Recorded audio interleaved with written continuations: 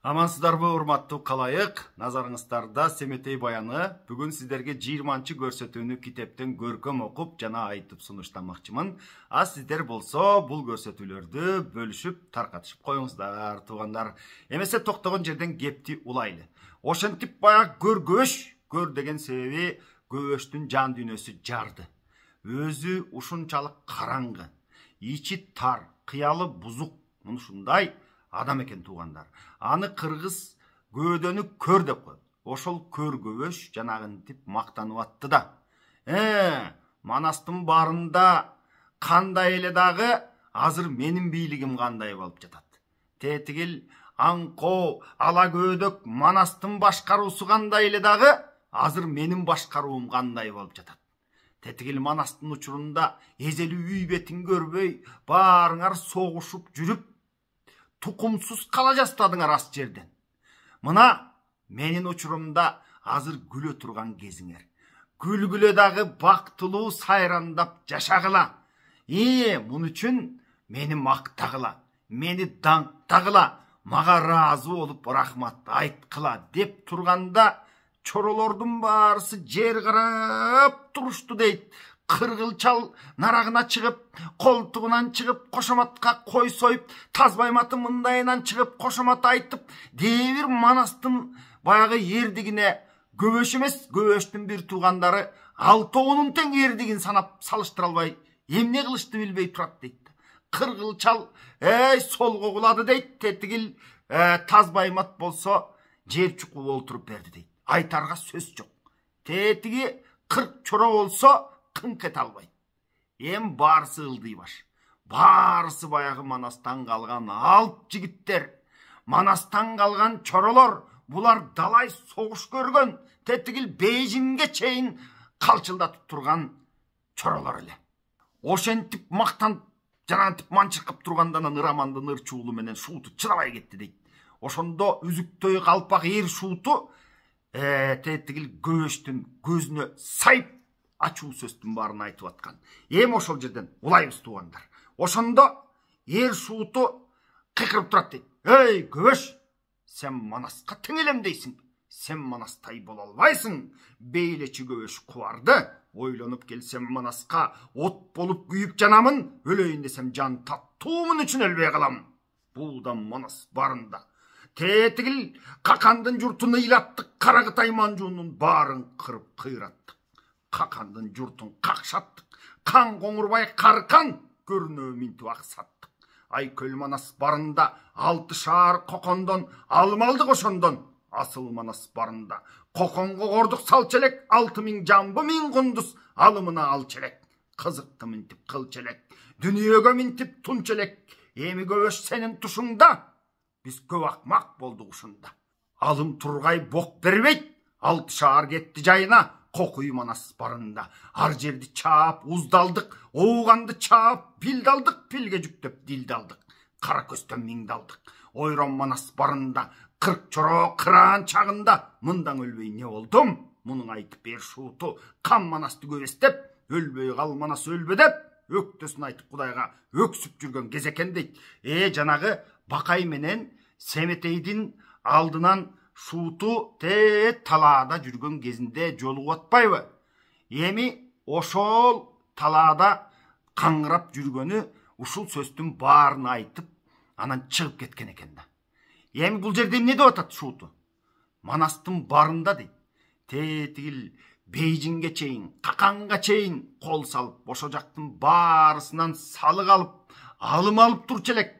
Муногу кокондон эле 6000 жамбы 1000 кундуз келчү эле. Манас өлгөндөн кийин мына сенин башкарууңда дейт да. Эми бул Абуке менен Көбөш жана инилери болуп башкарган учурда 6 шаар, Кокон, Маргалаң, андан ары Кашкар, андан ары тетиги Лоп дайрага чейин, андан ары Бейжиңге чейин. Бул жагы болсо Манасты айтат Ымалайдын түбүнө чейин дейт. Гималай тоосун айтып атат туугандар. Бул жагы тетиги Ындыдан баштап бери жака Оогандан тартып Манастын ордосуна салык төлөп турчу экен да туугандар.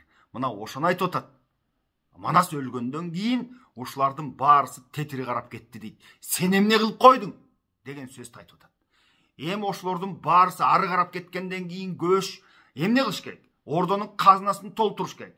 Ан үчүн ошол талас жергесиндеги аргын менен кыргыз аралаш жашачу экен. Аргынга салык салды дейт, кыргызга салык салды дейт. Алардын баарысы тажап, мунун салган салыгын төлөй албай, муну ушинтип калган кези болчу дейт да. Мына ошону Шууту айтып, анан жаман көрүнүп, эч кимисине кошула албай, анан ордого келбей талаалап калган жеринен Бакай менен Семетей тетигил Абуке менен Көбөшкө баратканда жолдон жолугуп калат. Эми жолукканда Шуутуну Бакай алыстан карап, бул Манастын чоролорундай кебетеленет деп турду да. Анткени ушундай олбурлуу, албеттүү бирөө келаткан экен. Тетигил Бакай Семетейди корголоп атат. Бирөө жарымы тетигил чоролордун көрүп калып бисти тетигил Абуке менен Көбөшкө жеткизип барса, алар кол курап келип туруп, анан бу арамдар дагы эмне арамдык кылып берер экен деп, муну ушинтип Бакай сактап жүрөт да. Алдыга көз чаптырып, алдыңкы боло турган жумуштун баарын санап, жолду карап муну ушинтип жүрөт Бакай. Анан караса тетиги Шууту келатат. Эми биринчи тааныган жок. Кыргылчалбы бул деди, Тазбайматпы деди, же болбосо тетиги Байчоро болуп кеттүбү деп, мындай жакын келгенде байкаса Шуут экен. Шууту дагы Бакай агаңды көргөндө оозу ушунчалык ачылды дейт. Эми Бакайдын кебетеси кеткен. Бакайдын сакалы бириндеп, көкүрөгү дирилдеп, муну ушинтип калган. Алдындагы көк чологу болсо байкуш көк чогур. Мына арыктап болбой калган. Баягы хан Бакай жок.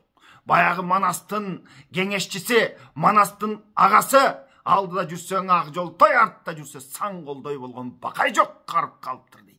Эми булар Шуутуга жолугуп учурашып турушсун. Шуутуга жолукканча Бакай абабыз Семетейге эмнени айтып берди эле, ошону сиздерге кеп кылып берейин. Бакай абаң жолдо келе жатып Семетейге далай сабакты айтып кулагына куюп келатат да. Эми азыр барсаң балам дейт, 40 чоросу бар Манас атаңдын дейт. Ошол чоролордун ичинде мыктылары да бар, башкасы да бар дейт. Аны сиздерге кененирээк китептен окуп берейин. Анткени чоролор жөнүндө маалыматты Семетейге бербесе болбойт эле. Бакай абаң мынтет: атаң Манастан калган 40 чоро балам.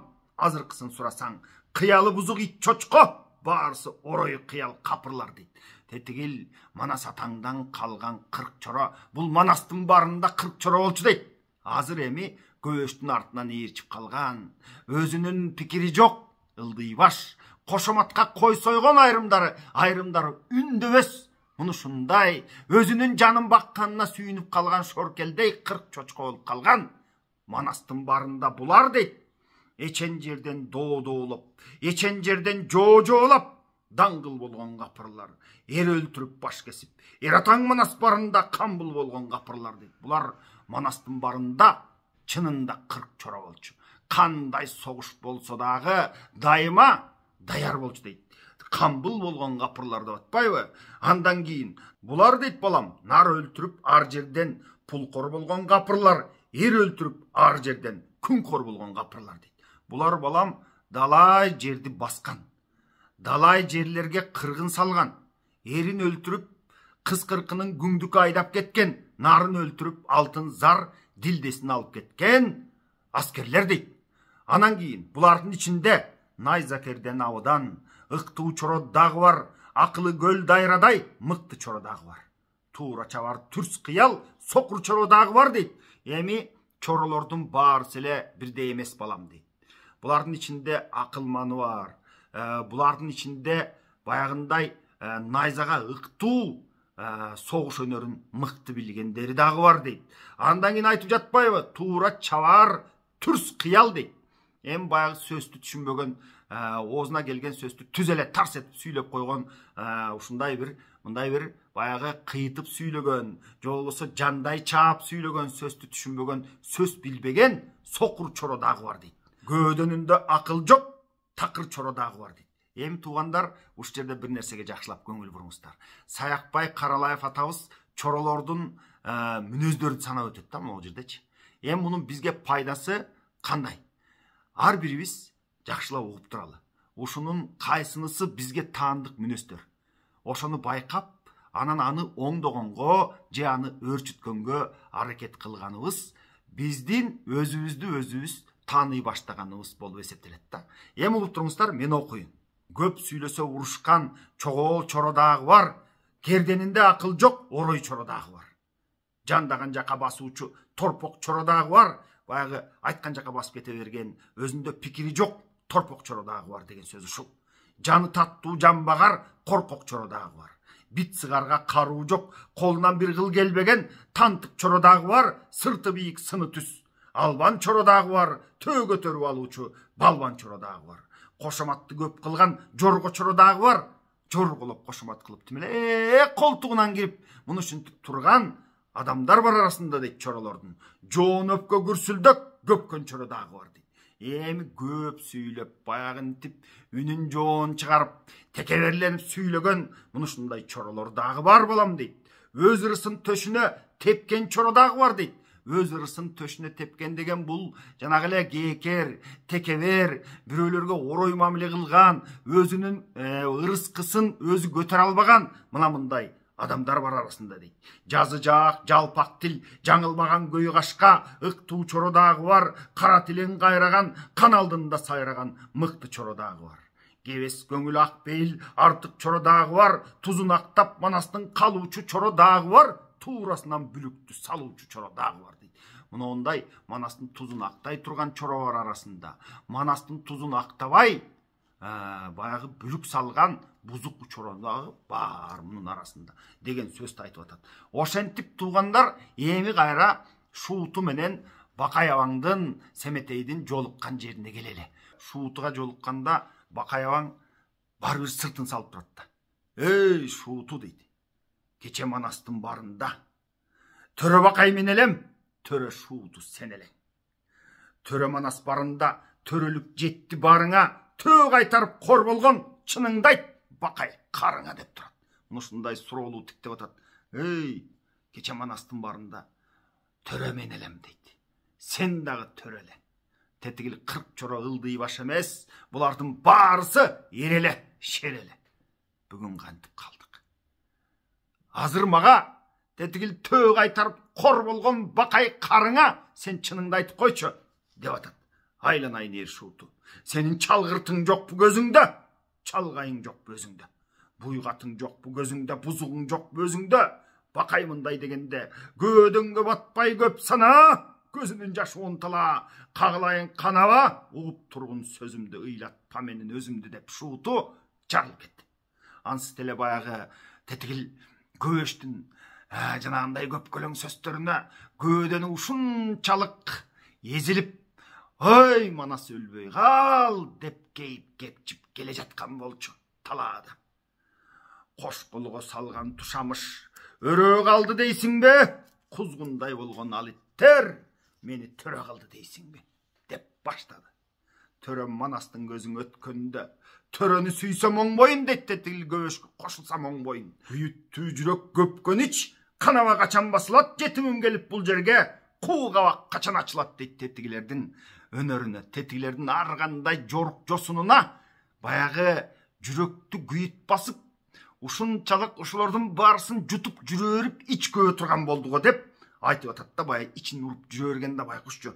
Аба Бакай ак жолум, айланайын сан колум, анык Бакай сен элең. Арманда Шууту мен элем, төө кайтарып кор болгон Төрө Бакай сен элең, узун кулак көз ачык, олуя чалыш эрелең.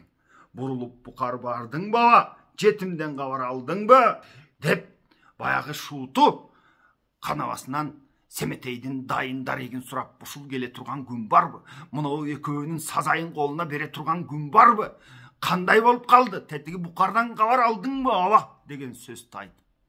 Анан Бакай Семетейдин келгенин айтып, Семетейге Шуутуну жолуктуруп, үчөө кучакташып, кайрадан көрүшүп, Шууту сүйүнүп, анан булар тетигил ауке менен көбөшкө жолугууга баратканын Шуутуга айтышты да.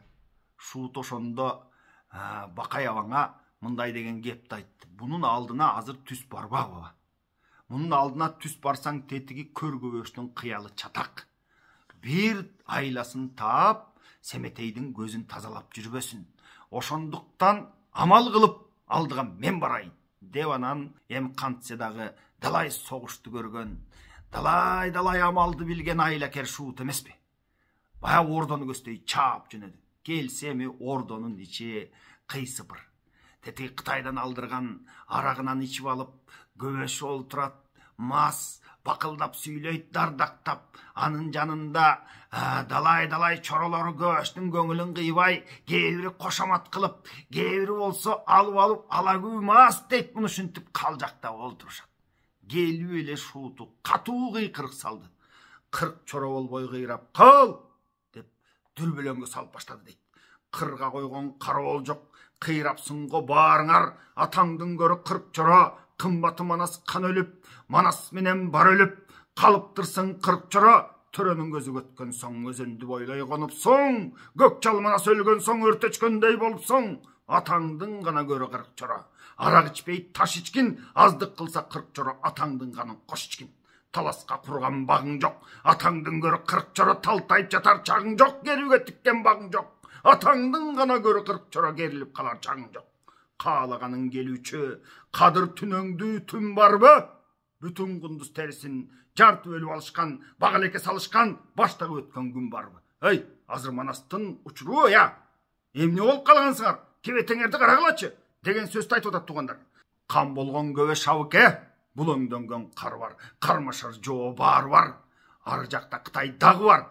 Атагы журтка даң болгон Кан Коңурбай каны бар дейт. Биз тетигил Коңурбай менен душмандашып, чабышып, Бейжинди чаап келбедик беле. Эми минтип арак ичип, алкынып, кабарсыз ойноп жатканда, кызыкты чогу кылчы бар, кыл чайбай чогу кырчы бар. Каптап келсе көп Кытай, качып кирер токой жок. Калайманды салаарга, ажыратып аларга, Канкор Манас мында жок. Кымыз ичпей заңды ич дейт. Кымыз ичпей заңды ичип кал дейт да. Ичкилик ичпей 40 чоро, кубарыңдын канын ич. Карабол карап жер чалсам, кабарды катуу мен алсам, кара буура чаткалдан, тетигил кара буура андан ары ашканда чаткал жактан, тетигил аксы андан нары жагынан оргуп чаң чыгат. Оргуган чаңды карасам, эр шуутудан жан чыгат. Кара Кытай көп манжу, Кан Коңурбай баш болуп, каптап келген түрү бар. Манас өлсө баар өлүп, атаңдын көрө 40 чоро болбой калган күнүң бар деп. Баягы 40 чоронун баарысына мындай кабарды берди эле. 40 чоро баягы шуутуга эми булар ишенишет. Шууту деген 40 чоронун бири. Мындай сөздү айткандан кийин 40 чоро камыны болуп анан ошол кара буура чаткалды көздөй чыгып жөнөштү дейт. Буларды баштап Чыйбыт, Кочкор, Адыбай, Көлбай төртөө чыгышты. Анан тетигил ордодо Абыке калды, Көбөш калды. Булардын баары тетигил жака кеткенден кийин анан шууту кабар берип, кабар Семетей менен Бакайга жетип, анан Бакай менен Семетей ордого келишти. Биринчи эле Абыкеге жолукту. Абыке актанып баштады. Айнан Бакай деди. Мен баягында сага айттым эле. Мен сага алдыңа бардым эле. Тетигил Ындыстан менен Ооганстан тарапта биздин бийликке караган 3 кан согушуп жаткан экен. Айрым варианттарда 4 кандык дейт. Ошолорду барып тынчытып келели деп алдыңа барсам, жок балам. Мен Манастын керезин аткарып, андан көрү төө кайтарып жүргөнүм артык. Эми мен бул кандык жумушка аралашпайм деп койдуң эле. Ошондо Ажыбайды ээрчитип алып, мен Ындыстан тарапка кол алып кеттим эле. Ошондон пайдаланып, тетигил Көбөш ар кимдин тилине кирип, барып Каныкейдин эмчегин жара чаап, ордосун талап, ушинтип акмакчылык кылыптыр деген сөздү айтып баштайт. Дагы мындай деди, Семетейди карайт. Айланайын жетимим, ушу турган калың журт, атаңдан калган букара, кейип кепчип көп жүрдүм, Кан Манастын жетими качан келет деп жүрдүм. Казына мына, эл мына. Канакей деп сурасаң дейт. Жетимим деп куураган Абыке агам мен мына деп Абыке мына ынтип алактап, далактап, ментип сүйлөгөндөн кийин анан Бакай Семетейди эшитип алып Көбөшкө барды. Эми Көбөштүн түрү башка, Көбөш ушул алтоонун эң арамзасы ушул болчу дейт да. Көбөштүн дейт кыялы жаман айгырдай торсулдаган кул экен. Токойдогу камандай корсулдаган кул экен. Кыбыладан сызгырган жел болуучу кул эмес, жетим менен биригип эл болуучу кул эмес. Козу кара кочкордой кочкоктогон кул экен, колуна тийген адамды токмоктогон кул экен. Алым салык элине чачып турган кул экен дейт. Элине салык салып, алым салып, муну ушинтип баягы келген салыктын баарын ар нерсеге чачып түгөтүп турган кул экенин айтып атат. Кая шаяк бергенди тирүүлөй жерге киргизип басып турган кул экен. Алтоонун көбөш кан экен, азабы мынча бар экен, өзү бир акмак тууган жан экен. Турду көбөш күйүлөнүп, Манастын уулу жетимге болжолу жок сүйүлөнүп. Көбөш түмөк баштады, Манастын уулу жетимди чалып ийе таштады. Өкүрүгү баш жарды, кыйкырыгы таш жарды, каарданып күпүлдөп, кайран көбөш түпүлдөп, мына минтип турат. Эй, Семетей дейт. Темир кандын шаарына тентип кана кеткен жетим кул, кара кандын шаарына качып кеткен качкын кул. Богуз талак жетимдин кылып турган ишин көр, өлтүрүп башын кыяйын, өртөчкөндөй кылайын деп көбөш оолугуп кылычын истеп калды дейт. Жар жагылса суу жөлөйт, бул жалгыз кул өлсө ким жөлөйт? Кызы талак жетим кул, сенин атаң Манас кандан не калган? Баягы Семетей, атамдан калган такты бересиң, атамдан калган мүлктү бересиң, атамдан калган элди бересиң, атамдан калган жерди бересиң, хандыкты бересиң деп келди да. Кула чолок бээ калган дейт атаңдан. Курттаган жалгыз төө калган, жырык кара уй калган, жыртык кара үй калган. Мына ушинтип кордоп мыскылдап турат ба көбөш. Сенин атаң Манастын киргени кара алачык, атаңдын күнү өтүүчү, ар кайсы менен сабашып, атаң жалаң эле согушта жүргөн. Атаңдан эмне мүлк калыптыр сенин? Ия, деп мына ушундай сөздү айтып турат. Томаяк кылып сен атаң торпокко жүктү арттырган, тозокту минтип тарттырган. Сенин атаң Манас келесо, ак куланы минүүчү, беттешке менен урушуп, догурунуп жүрүүчү, көрүнгөн жерде согушта жүрчү, ак куласын минип алып сенин атаң деген сөздү айтып, монтип оңураңдап атат. Атаңды минип жүргөн ак кула биздин жылкы болуучу. Керек болсо атаңдын астындагы минген ак куласы дагы биздин жылкы эле. Атаңдан эмне калды? Башка. Сен менден туруп алып атамдын мүлкүн бер деп келип калганын кара бунун деген сөздү айтып оңураңдап таштады. Догурунуп ал Манас күчүн минип жүрүүчү дейт. Ак куланы бизден баягы күчүн сурап минип жүрчү эле керек болсо дейт. Бир кыялы кармаса, аргымак бит деп ат кылган, Алтайдан бизди жат кылган. Мунун атасы Манас келесо, кайсы жерден эл чапкан, келесо болчу сен атаң, биздин мал менен жан баккан.